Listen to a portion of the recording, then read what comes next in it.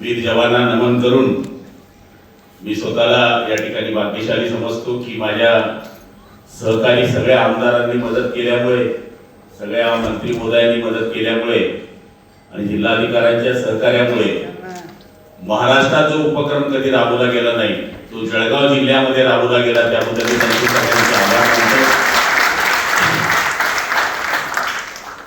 कामं आयुष्यामध्ये बरीच होतात, पण काही कामं ही जीवनाच्या आठवणी घेऊन जातात. ही स्मारक नाही आहे, ही स्मारक म्हणजे त्या गावाची देवालय आहे आणि त्या देवालयामध्ये अशा देवाला आपण ठेवणार आहोत की ज्यांनी सीमेची तटबंदी ठेवली, स्वतःचा प्राण गमावला, पण आपला तिरंगा खाली जाऊ दिला नाही. या माध्यमातून एक सुंदर उपक्रम या ठिकाणी निघतो. आज मला आठवतं की ज्यावेळेस किशोरप्पा आणि आमची सभागृहामध्ये जिल्हा नियोजनची बैठक सुरू होती त्यावेळेस त्यांनी हा विषय मांडला आणि सगळ्या आमदारांनी या ठिकाणी त्यांच्या येणाऱ्या पैशांमधनं, निधीमधनं, जिल्हा नियोजन मधून आमच्या मतदारसंघामध्ये आपण हे करा. पण हा विषय आम्ही आदरणीय कलेक्टर महोदयांकडे मांडला, त्यांनी मान्यता दिली. आम्ही शंभू भाऊंना सांगितले की तुमची मदत आम्हाला लागेल. अशोक भाऊंना सांगितलं आम्हाला आर्किटेक्ट चांगला मिळवून द्या आणि त्यांच्या माध्यमातून आज हे काम या ठिकाणी होत आहे. हा उपक्रम म्हणजे हे स्मारक ज्यावेळेस बांधलं जाईल तेव्हा त्यांच्या आई वडिलांना त्याचं निश्चितपणाने मनाला दुःखच असेल पण आनंदही होईल. पण त्यांच्या पिढीला आणि गावातल्या नागरिकांच्या पिढीला हे लक्षात येईल की हा होता कोण होता हा व्यक्ती. तेव्हा त्याच्या लक्षामध्ये येईल की छातड्यावर गोळ्या घेऊन ज्यांनी आपल्या देशाचा करता आपला जीव गमावला असा हा व्यक्ती होता. हे कायम स्मरणात राहावं, हे कायम स्मरणात राहावं. मला आठवतं यश देशमुख, मी त्याच्या अंत्यविधीला होतो. वयाच्या 21व्या वर्षी, ज्या वयामध्ये माणूस कॉलेजमध्ये जातो, आयुष्याची चयन करतो, त्या वयामध्ये तो सीमेवर गेला. विचार करा, आपल्या मुलाला, ज्या मुलाला आई वडील पोटाला चिमटा घेऊन स्वतःचे दुःख विसरून त्याला आनंदात ठेवण्याचा प्रयत्न करतात, तो पोटाचा तुकडा ज्यावेळेस सीमेवर जातो आणि जात असताना सकाळी आईशी बोलतो, दुपारी बापाशी बोलतो आणि संध्याकाळी एका अतिरेक्याची गोळी त्याला छातीवर येऊन चाटून जाते आणि तो तिरंग्यामध्ये ज्यावेळेस आपल्या घरी येतो त्यावेळेचा प्रसंग जर आपल्या लक्षामध्ये आला तर मला तरी असं वाटतं त्याला तर सलाम केला पाहिजे, पण त्यांच्या आई वडिलांना त्याच्यापेक्षा जास्त सलाम केला पाहिजे. त्यांनी अशा सुपुत्राला जन्म दिला. आज आमच्या सारख्या पुढाऱ्याला म्हणा, अधिकाऱ्याला म्हणा, जो सन्मान समाजात नाही, तो समाजात मधला सन्मान सगळ्यात मोठा कोणाला असेल तर तो माजी सैनिकाला आहे, सैनिकाला आहे. गावामधला एखादा सैनिक ज्यावेळेस सुट्टीवर येतो त्यावेळेस पूर्ण गाव त्याच्याकरता जमा होतं.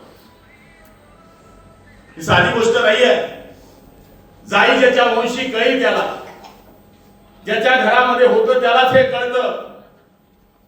तिरंगे में लिपटा मेरा बेटा जब आखिरी बार घर आया था, तिरंगे में लिपटा मेरा बेटा जब आखिरी बार घर आया था, आंख मां की रोई, आंख मां की रो रही थी, मगर सिर गर्व से ऊंचा हो रहा था.